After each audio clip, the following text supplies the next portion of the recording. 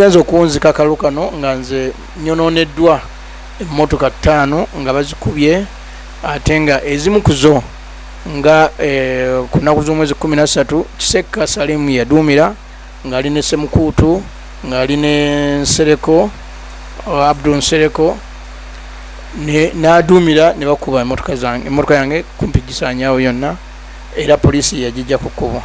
Ate ku lunaku lw'okulonda era Salimu Kisekka Makuukulu yaduumidde okukuba emmotoka UBM ababadde bonna ne bafumitibwa ebiso nga aduumira era njawo kwebaza bwana mukulu wa Makuukulu Parish eyazze n'ataasa embeera eyo era n'atwala n'abantu abo mu ddwaliro. Obujulizi we buli, vidiyo weeziri na buli kyonna ekyetaagisa era njawo kutegeeza eggwanga nti tetugenda kukkiriza bantu bafaanagananga oyo, abantu ab'ekibogwe, abantu abaliisa maanyi, abantu abatemu okubeera nga bakulembeze baffe. Tugenda ensonga zaffe tuzanje mu kkooti. N'osinzira kutulaba mu bitundu eby'enjawulo ne mu mawanga ag'enjawulo, nkwebaza okulonda. Nsuubira nti gwe walonze yoyo eyayiseemu, bw'abanga si yo eyayiseemu tusobola okugenda n'oyo eyayiseemu kubanga ate omukulembeze waalondebwa aba wa kitundu kyonna, taba waaba abalonzi ababadde bamukkiririzaamu babadde bamuwagira, wabula afuukawo constituency yonna.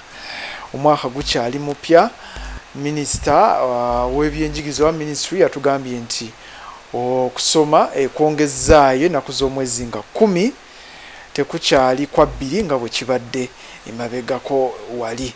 Eyagadde okulonda kuno exercise eno yonna esooka emala okuggwa ate oluvannyuma abayizi babeerenga badda ku ssomero. Ndi Bukomansimbi eno gye nzize okusinkana omu ku babadde mu lwokaano naddala ku kifo kino ekya Bukomansimbi North, Haji Muhammad Kateregga, gwe njagala tuwayeemuko naye atubuulire kampeyini zitambudde zitya oba zatambula zitya, okulonda kwabadde kutya n'okulangirira byonna, ate paka wano wetuli olunaku luno olwaleero. Haji nsanyusa okusinkana. Assalamu alaikum warahmatullahi wabarakatuh. Wa alaikum salam warahmatullahi wabarakatuh. Nsaba abatulaba obeeyanjulire obalamuseeko. Abatulaba olwaleero erinnya lyange nze Kateregga Muhammad, ssentebe omuwummuze wa Bukomansimbi District Local Government, Director wa Bukomansimbi Secondary School ne Bukomansimbi Junior, ate omubaka yalondeddwa mu Bukomansimbi wadde nga bamuliisa maanyi balemesezza obuwanguzi bwaffe okubeera nga bulangirirwa. Nga bw'omuwulidde era bwe tugenda okutambula ensonga, Haji nsaba tutandikire ku kampeyini zatambula zitya, wafunamu oba oliawo ebitaagenda bulungi nga bwe mwakkaanya ku road map na buli kimu nga bwe mwali mu kiteeseteese bwe byatambula? Okusooka kampeyini zatambula bulungi mu mwezi ogwasooka, nga tumaze okwewandiisa nga tetwafuna kutaataaganyizibwa kwonna nga tugoberera bulungi road map. Naye bwe tuyingira omwezi ogw'okumin'ogumu ne otandika okutaataaganyizibwa ne abamu ku bannaffe abeesimbye be twali nabo mu lwokaano nga bakozesa effujjo n'okubeera nga bakuba emmotoka zaffe amayinja, ekibeera nga kyatutaataaganyamuko ng'ate ne gye tuddukira mu b'obuyinza nga tuba tuwa nnyo buyambi bwegasa okulaba nga embeera eyo eggwawo. Mu mbeera efaanagana bwetyo nawandiikira akakiiko k'ebyokulonda ebbaluwa ne kategeeza nga mukulu Salimu Kisekka bwe yali yeesomye okwonoona n'okutyoboola ebyo birambikiddwa mu byokulonda, era ne mutegeeza ebikolobero byali amaze okutukolako, n'ensaba abeere nga ayitibwa oba nga anoonyerezebwako sobola okubeera nga tufuna obwenkanya. Akakiiko k'ebyokulonda kanziramu ebbaluwa ne kategeeza nga kagenda okubaako ne kikakola era ne kalagira poliisi ebeere nga egenda mu maaso n'okunoonyereza. kyamukisa mubi tugenza okumalako akalulu nga tetufunye bivudde mu kunoonyereza okwo ate nga buli lunaku olubadde luyitawo mukulu Kiseka ne ttiimu ye nga beeyongera okugenda okutiisatiisa n'okwonoona ebintu byange. Tugenza okuwunzika akalulu kano nga nze nyonooneddwa emmotoka 5 nga bazikubye ate nga ezimu ku zo nga ku nnaku z'omwezi 13 Kiseka Salimu yaduumira ng'ali ne Semukuutu ng'ali ne Nsereko Abdul Nsereko n'aduumira ne bakuba emmotoka yange kumpi gisaanyaawo yonna era poliisi yagijja ku kkubo. Ate ku lunaku lw'okulonda era Salimu Kiseka Makuukulu yaduumidde okukuba emmotoka UBM abaabadde bonna ne bafumitibwa ebiso nga aduumira era njawo kwebaza bwana mukulu wa Makuukulu Parish eyazze n'ataasa embeera eyo era n'atwala n'abantu abo mu ddwaliro. Kati ebyo n'ebirala bingi bibadde bibeerawo nga mukulu Salimu Kiseka yabiwumamu omutwe naye nga abakulu ab'ebyokwerinda tebalina kibagamba. Kyenategeddeko oluvannyuma nti nno NRM ng'ekibiina oba nga gavumenti baasalawo okulaba nti obululu bwonna bwebasobola ebifo bye basobola okufuna mu Buganda byonna babitwale nga tebafuddeyo ku ngeri bagenda kubeera nga bakolaki babifunamu.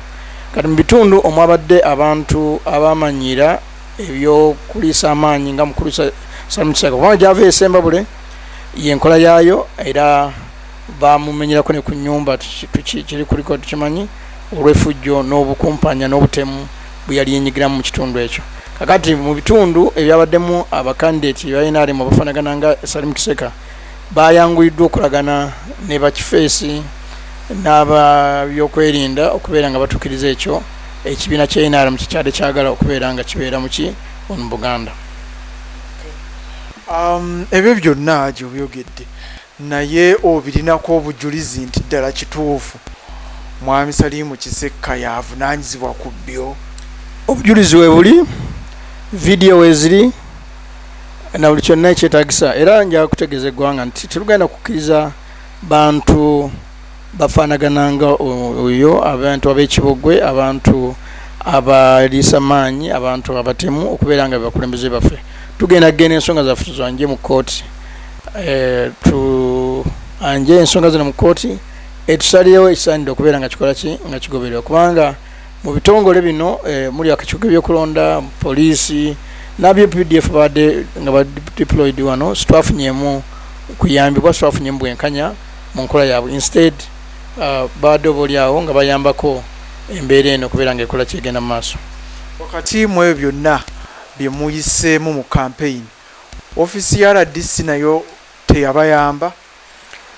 Ofiisi ya RDC ebadde kyesirikidde ng'ekolera mabega wa poliisi naye ekimmanyi era kinjagala otwale nti bonna ofiisi ezo mbadde nga nzitegeeza ebigenda mu maaso era nga nabo bakola ki babiraba. Obutabaako ne kibakola obunafu bwabwe oba nga bibirago byabadde balina okuva mu bakama bwabwe.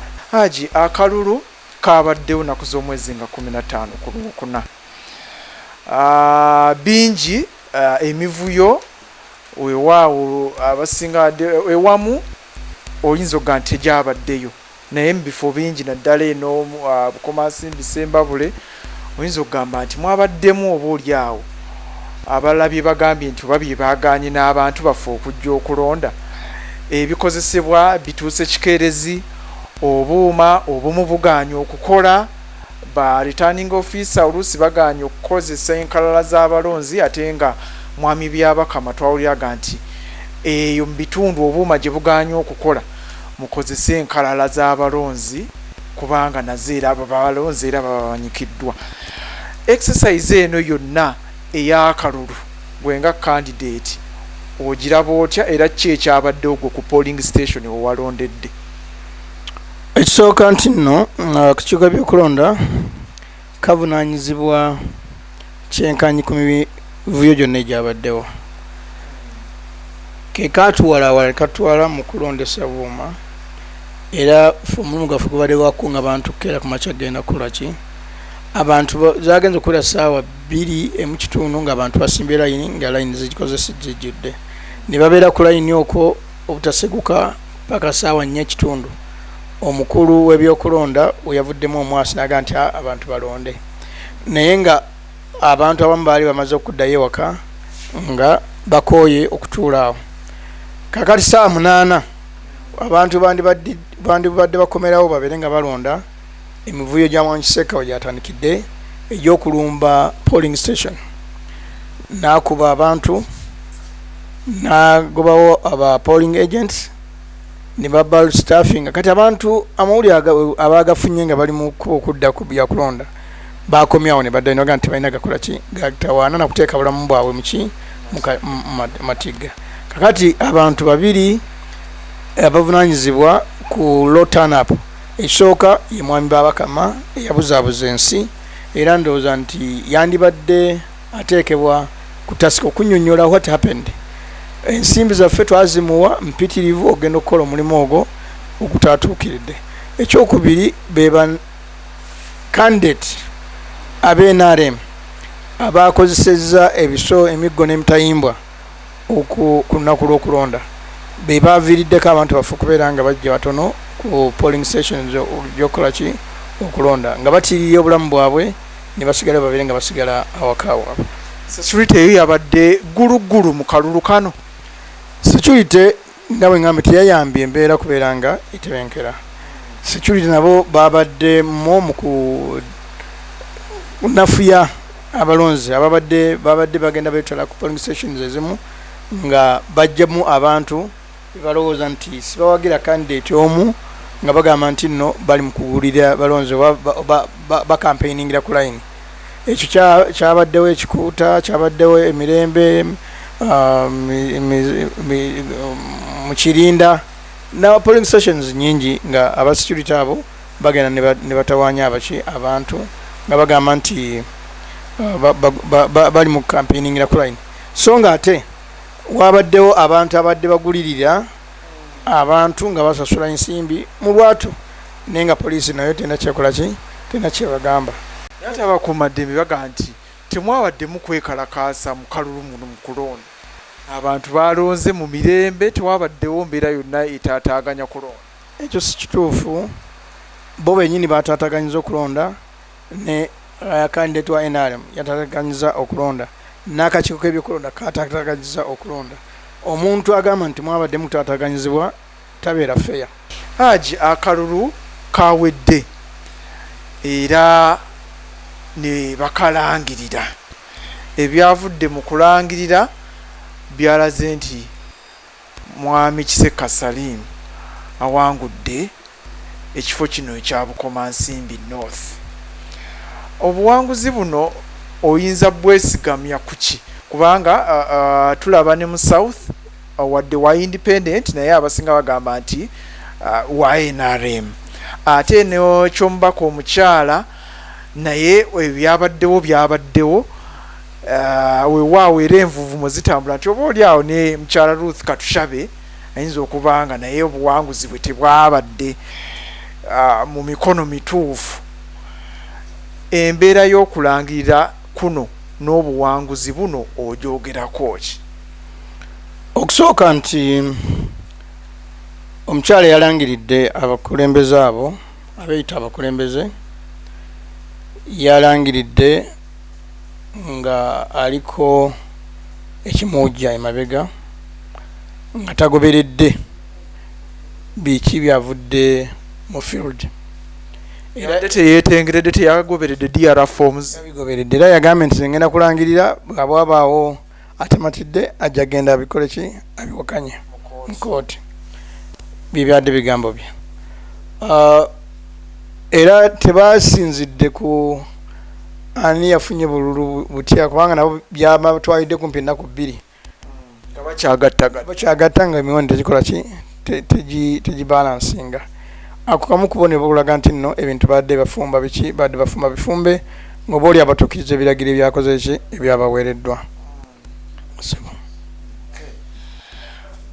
Byebyo nno byasobodde okwogera Haji Muhammad Kateregga. Kaakati kiki ekiddako wali nga tutandika ogambye nti ogenda mu kkooti ogendayo ddi era kiki ekikutwalayo yabaffe yo kkooti ogisuubiramu amazima n'obwenkanya kuba otugaa nti okuvira ddala eno emabega mu kampeyini nga mwami Kisekka Salimu ataataaganya kampeyini zo oba oliawo n'okwonoona emmotoka zo tewafuna bwenkanya mu kakiiko ka byakulonda oba oliawo ne mu bitongole ebikuumaddembe gye wagenda kati ogenda mu kkooti kiki ky'otwalayo era abaffe osuubirayo amazima n'obwenkanya kye banaabasazeewo nakkiriza nti ddala kkooti esaze mazima. Kkooti institution eyeetongodde oba tebeere fair nja kukitegeera nga maze gendayo kati mu kiseera kino mbeera siri mwenkanya bwe mbagamba nti bajja kubeera beesimbu ate ne ŋŋendayo njala ogendayo nga nsuubira nti bajja kubeera nga beesimbu nga bagoberera ebintu amateeka nga bwe galambikiddwa bwe banaakola ebintu mu ngeri y'ekifulanenge then nja kuba ntegeeza bannayuganda nti ne kkooti nazo zaakola ki zaafa dda. N'ekyokubiri njagala okutwala abantu bano impunity gye bakozeseza tube nga tusobola ogiteekako ekkomo. Omukulu Kisekka abadde alumba n'abantu mu maka gaabwe n'abagamba gwe owagera Kateregga nze nsobola okutta nsobola okubuuzaawo teri ayinza nakukumbuuza ggwe. Abo abantu bangi weebali abagenda okubeera nga agenda atiisatiisa abalonzi nga basobola okuba obujulizi ku nsonga eyo. Kati omulimu gwe tuliko olwaleero gwa kubeera nga tukuŋŋaanya obujulizi bwaffe n'ebikolobero omwami Kisekka byakoze ne ttiimu ye nga bwe tulinda bamuteeke mu kyapa kya gazeti mu kyapa kya gavumenti then tubeere nga tusobola okubeera nga tuteekayo ensonga mu kkooti. Saagala bannayuganda naddala bannabukoma nsimbi kuggwa mu maanyi nga mugamba nti nno bano bamuliisa maanyi tujja kubaleka bayinaayine tugenda kubatambuza okutuuka ku muntu asembayo nga emateeka ga Uganda begakola ki begalagira. Bwe tunaagenda mu kkooti ne bakola bye bimu ng'ebyakoleddwa wano then era tujja kutegeeza bannayuganda ekkooti nazo nga bezikoze ki nga bezibazimiridde abantu mu maaso eyo abaana bakyalina amaanyi beesalyewo ki kibategedde okubeera nga bakola. Kinneekakasa nti bino ebiriwo olwaleero bye bimu ku byalwanya Pulezidenti Museveni okugenda mu nsiko. Kakati tetuyinza kukkiriza kubeera nga tubikkiriza okubeera nga bibeerawo nga bikomawo nga ye kennyini naye akyali mulamu. Bwe nsiriko busirisi ne sigenda mu kkooti ye kennyini tajja kukitegeera nti ebyamulwanya byazzeemu. Kati kangende mu kkooti ategeere nti ebyamulwanya byazzeemu ate tuteeke ne kkooti zaffe ku test tulabe oba zinaabeera nga ziyimira ku sayidi y'abantu. Kati okusingira ddala n'atulaba omuwagizi wa ali eyo yandyagadde okumanya Haji Muhammad Kateregga kiki nnyini kyayagala okutuukako weewaawo bino byonna weebiri n'ebikolwa nga w'obinnyonnyodde ebya mwami Kisekka. Oyagala akalulu kaddibwemu kabalibwe kasazibwemu obuwanguzi kiki kyennyini kyoyagala okutuukako? Ekisooka okumalawo impunity. Abantu abakoze fujjo abo babonerezebwe. Ekyokubiri omuwanguzi omutuufu Kateregga Muhammad alangirirwe. Saagala kuddayo eri mu byakulonda kubanga kalonda kawangudde. Era ekyo bannabukoma nsimbi bakitesitwayingako bakiwaako obujulizi nti akalonda kawangudde. Njagala bannangirire ngende mu paalamenti nkiikirira bannabukoma nsimbi. Abo abagamba nti bawangudde akalulu abantu okuva lwe balangirira nga 16 ekawungeezi abantu bava nga mayumba gaabwe. Abantu bakaaba amaziga ekibuga kyonna kiyita mu kiyongobedde otambuddeko ngenzeeko okuziika abantu baffe abafudde ng'abantu bonna bali mu miranga si gy'abantu bafudde wabula egyakalulu ebikolobo ebyakolebeddwako n'obujoozi obwakozeseddwa. N'olwekyo nze ensonga ziri bbiri. Esooka nangirirwe ng'omubaka omutuufu akiikirira bukoma nsimbi. Namba 2 abantu ebikolwa bye baakola eby'obutujju ebyokutta abantu okubafumita ebiso bavunaanibwe babonerezebwe ensi eberenga etegeera nti nno tewali wali waggulu w'amateeka. Nangi banaakulangirira nga ate akalulu temukazzeemu oba oliawo kukabala buto kubanga balina kulangirira nga babeesingidde ku bululu. Okusinza ku obululu omukyala kakiiko bwe yalangiridde nze namba 2 ne obulu bwa mwami Kiseka bwabadde bufumbe teadde na DR forms obwo tebikwatagana ebiri ku DR forms birala n'ebibalangiride birala akalulu babyemu abalonzi polling stations gwajo ina DR forms zoli ziriko ebituufu ezange zizo ziriko ebituufu ogwo mugungo na gwa DR form ate temujja nemumenya ofisi yange ngenda kuzijawo ngenda kuzijawo kakati akalulu ka Kiseka naddala eno mu Bukango obululu obwakubiddwa businga abalonzi abajja ku polling station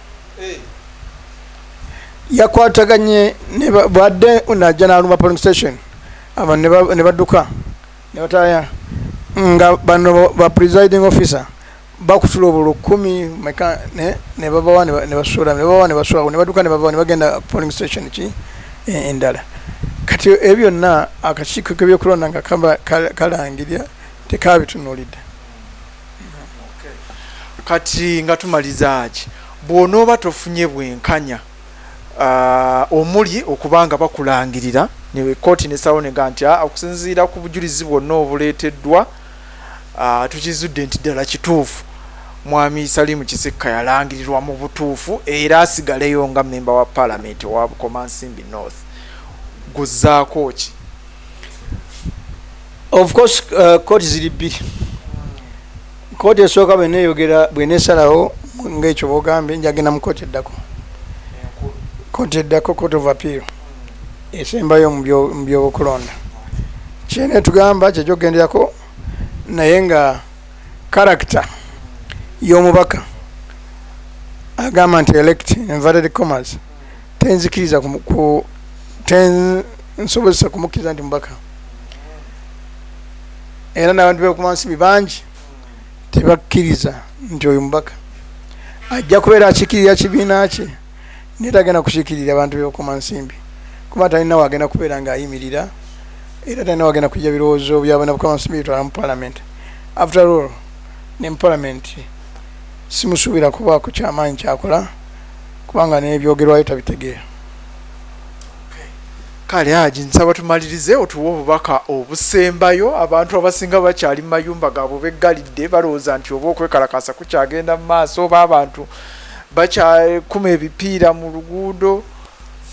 Sikkiririza mu kwekalakasa kunoonya buwanguzi era singa nabadde nkikirizaamu kati Bukomansimbi yandibadde ku muliro yandibadde ku fire kubanga abavubuka abannabukomansimbi bangi bangambye tugende ku luguudo nemuga nti emanji eyo tejja kutuwa buwanguzi twetaaga okubanja nga tuyita mu mateeka agakoze agalambikiddwa.